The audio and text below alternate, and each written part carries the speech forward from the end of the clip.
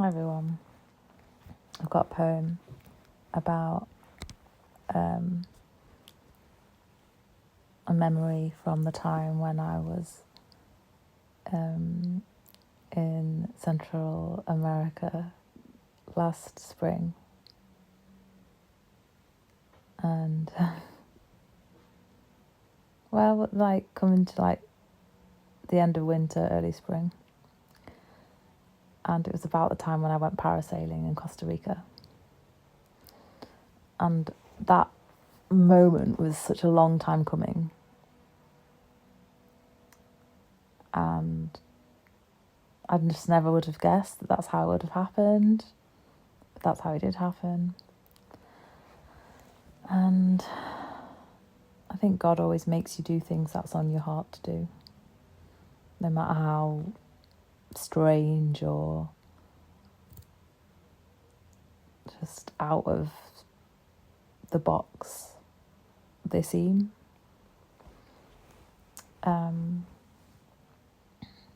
This poem's called Shirley.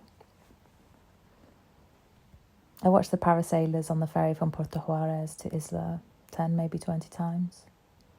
All the bitterness from being slighted by the people I went to Ibiza with 10 years prior came flooding back.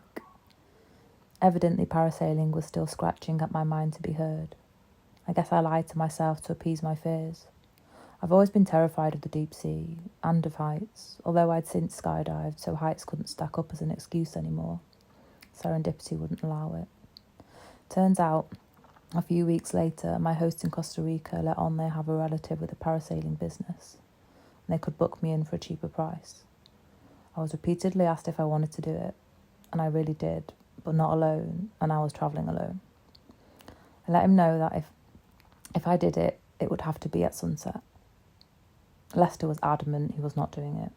I thought my hopes were dashed again. He too was afraid of heights. He definitely wasn't budging. He said he'd asked Shirley when she was up. She was afraid of heights too.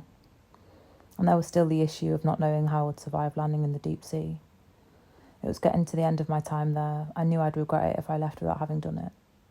A little while later, to my surprise, I got the news that she would join me. So off they went to book, and I got on with the rest of my day.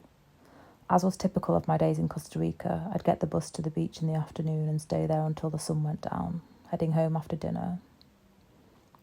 Late afternoon that day, I was perched at the side of the road chatting to a jewellery seller, sipping on coffee and tamarind juice, when Lester and Shirley appeared to pick me up. They said, "Come on, are you ready?" Shirley let slip she'd had 3 tequilas early that afternoon. Amused with herself, she said, "I'm ready." I was thinking, that's great. I'm just glad I put on a bikini today. I wasn't expecting we'd get a spot on the same day. Sunset slots were the most popular, so it was really lucky. But I'd forgotten it was family. Anyway, I just rolled with it. Stripped off where I was and got strapped in. Next thing, we were running towards the sea. Next thing, we were floating in the air, relaxing the world beneath. Even Shirley was chilled. 20 minutes flew by. I could have stayed up there for hours. But landing was inevitable. My strategy was to not think about it. I remember being afraid I wouldn't be able to unclip myself from the metal bar we were attached to, and that I'd sink to the bottom of the ocean. But that was just in my wild imagination. Next thing, we were on jet skis headed back to the shore, and all the fuss of the last 10 years had finally been laid to rest, thanks to Shirley saying yes. Lester had been waiting for us at the beach with his camera the whole time. Those two were crazy. They took me on some wild adventures for the 2 weeks I was with them. They reminded me that you're never too old to fly, and I wanted a partner who would still fly with me when in our 60s. Even if, like Shirley, it takes 3 tequilas to have the courage, she still did it, which meant I could too. I've always confused people around me because I do a lot of things that bring up my fears and anxiety.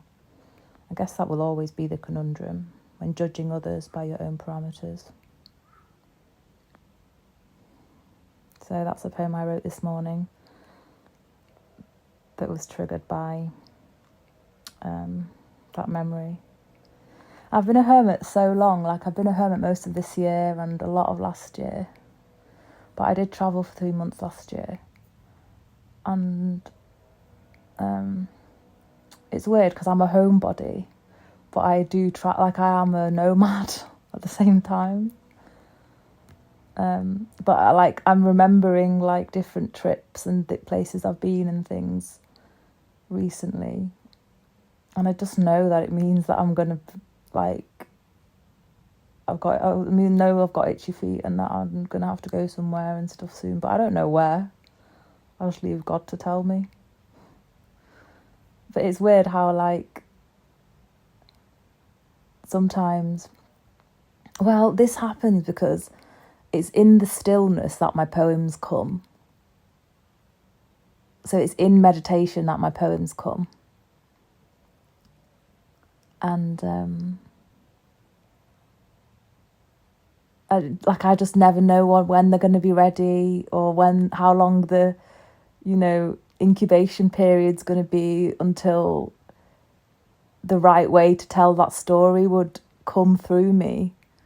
And this was like 18 months. No, it was like 10 years and for some of it, and 18 months for the main bit of it. But then when the poem comes, it's literally done really fast. Whereas if I would have, the reason why I can't always write when I'm on the move is because it stops me from being immersed in the moments. And had I not been immersed in the moments as the moments came during the time, of when I'd went parasailing or when I was just doing my days in Costa Rica, the story wouldn't be as good now. And that just warms me up so much. It just makes my heart sing. So I never rush when my poems come or anything. I just let them come. But I need the stillness and I need the meditation and stuff for them to come. It's interesting. It's very interesting. Anyway, hope you enjoyed that little bit of my life in a poem. I was remembering going skydiving and stuff the other day. So I'm definitely feeling wanting to be on the move, and had circumstances been different over the last year, because I went on tour, a poetry tour, at the really, really end of 2022. And I wasn't sure, if I would like it or not, just because it was, touring with loads of people that I didn't know, but you just had to spend, the best part of 2 weeks with, or just maybe, 10 days or something, I think it was. So it was quite, we were all, just kind of forced together and quite close with each other for a lot of hours of the day and stuff, and it was I know it was fine, but I do want a tour. I do want my own van, and I do want a tour, but at my own pace, because I like actually seeing things.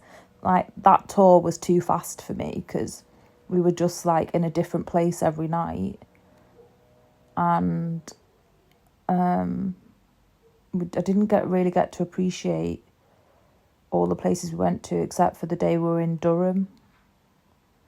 We got some time to actually gallivant around the town and stuff. I think it's a town, not a city. And just go in the nooks and crannies and see all the quirky places. And I do like that, but the other places there was just no time to see anything. And I didn't like that. So I know I want to tour, but I want to do it just a little bit slower. And just add a few more things to it. But it is really interesting, travelling and stuff.